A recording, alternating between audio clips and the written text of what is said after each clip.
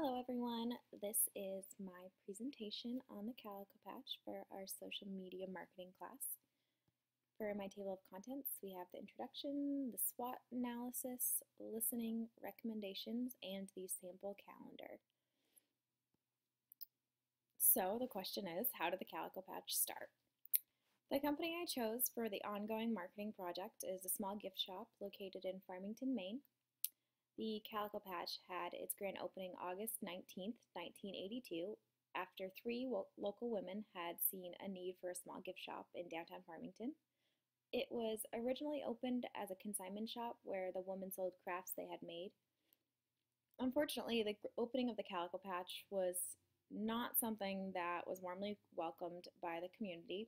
Many felt as though that the business would fail, it wasn't going to make it, and in a matter of months they would be closing their doors. Although many of these companies were not welcoming, a couple local businesses did reach out and they offered some assistance, and it helped to get the Calico Patch started. After a struggle throughout the first 3 years, the women knew that they needed to expand from the selection of small local crafts, and they began to purchase maiden-made items to sell in the store and to expand their inventory. 6 years later, the Calico Patch was able to undergo major renovations. Along with the makeover, they were also able to do a makeover of their inventory and added things such as jewelry and candles and some other trinkets. Because of the persistence and drive to succeed that these women have, the Calico Patch became a huge success in our small town. Today, the three women are still running the store and thoroughly enjoying it. The store carries merchandise anywhere from Vera Bradley to Yankee Candle, Alex and Ani bracelets to Camilla charms. And what makes them unique is there really isn't anywhere in Farmington that offers those things except for the Calico Patch. So for some fun facts, did you know that 72% of all internet users are now active on social media? And 18 to 29-year-olds have an 89% usage. So for my SWOT analysis, this was actually one of the more difficult things for me to do. Some of the areas were a little bit easier, some were harder. So for strengths, the location is amazing. It's right smack dab in the middle of downtown. It's got heavy foot traffic. It's located close to their target market, which is women in their 20s to 40s. We're a college town, so a lot of college students enjoy this place. It also has an email list. You can sign up for that. They do gift registry. They also have product promotion parties. And it's a very professional environment with staff that knows what they're doing.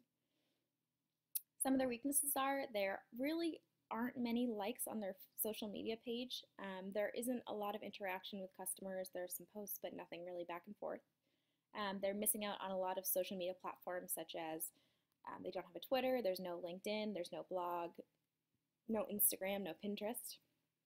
And another weakness is there's not enough promotion of lower ticket items. And the target market does not include men. Now, I included this because not only does it not include men, it's a store that's really geared toward women, so they are missing out on almost half of the population. Some of the opportunities are there's very little competition. One of the stores we had that would be considered competition is actually going out of business currently. And most of the products already have their own media coverage. Alex and Ani is huge already. Vera Bradley is very big. Yankee Candle. So a lot of their marketing is done for them on the bigger ticketed items. Threats, this was one that I struggled with. The economy as a whole, it's taking a hit. Another one was not being able to move trend merchandise before new trends replace it. And I stated again, it's not inviting to males, and as well as the higher end prices. Did you know there are over 1.15 billion users on Facebook?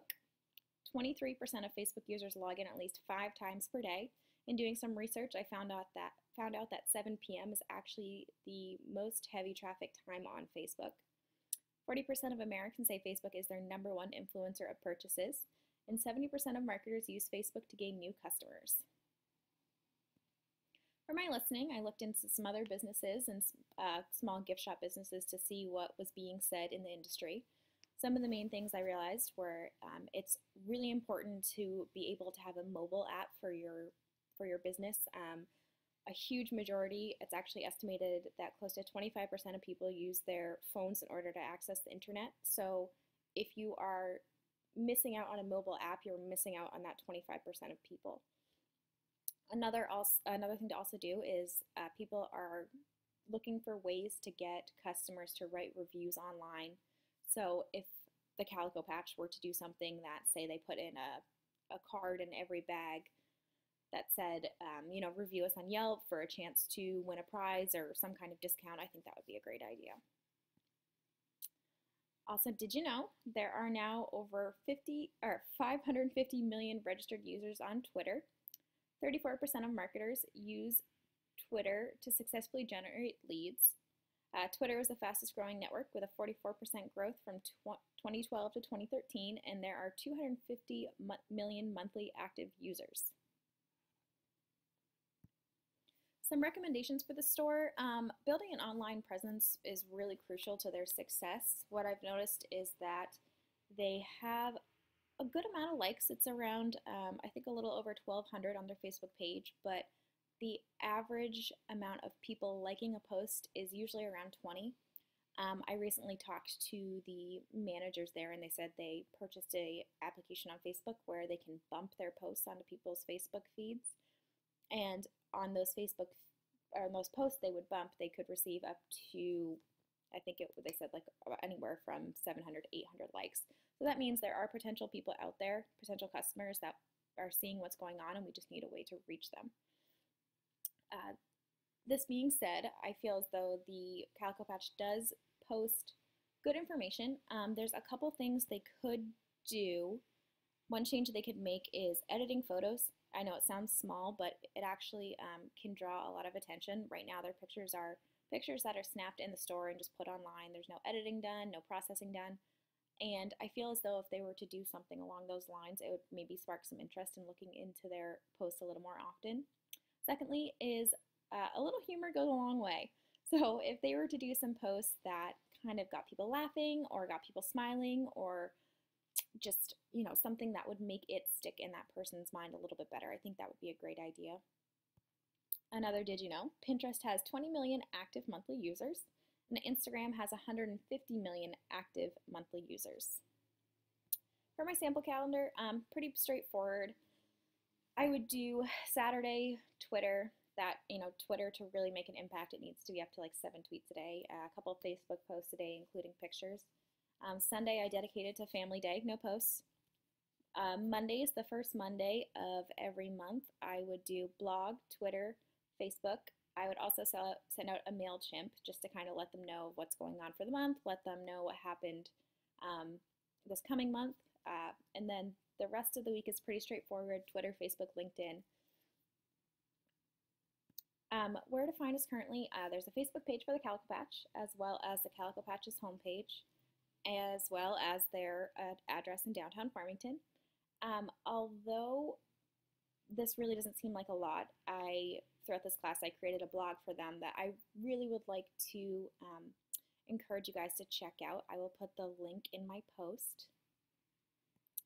And that's all, folks. I hope you really enjoyed my presentation.